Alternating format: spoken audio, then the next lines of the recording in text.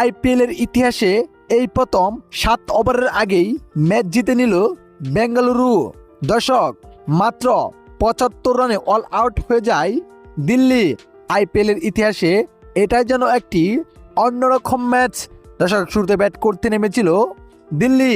শুরুতে ব্যাট করতে নেমে দিশেহারা হয়ে যায় দিল্লির ব্যাটসম্যানরা, যেখানে টানা 3 ব্যাটসম্যানে 0 রানে আউট হয়ে যায়, যেখানে 8 রান তুলতেই 6 উইকেট হারিয়ে পেলেন দিল্লি। তারপর আর কেউ সুবিধা করতে পারেন নাই ব্যাটিংয়ে। শেষ পর্যন্ত মাত্র 75 রানে অল আউট হয়ে যায় দিল্লি। কেরিনের লক্ষ্যে ব্যাট করতে নেমে মাত্র 6 ওভার 3 বলে খেলা জিতে নেয় বিরাট কোহলির বেঙ্গালুরু।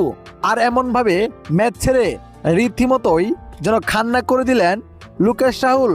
আর এক প্রকার মন খারাপই করলেন অক্ষর প্যাটেল। দর্শক, আইপিএলের ইতিহাসে এমন ম্যাচ কি আপনি কখন দেখেছিলেন? যদি দেখে থাকেন আমাদের ভিডিওর কমেন্ট বক্সে আপনার মতামত জানাতে ভুলবেন না। ধন্যবাদ।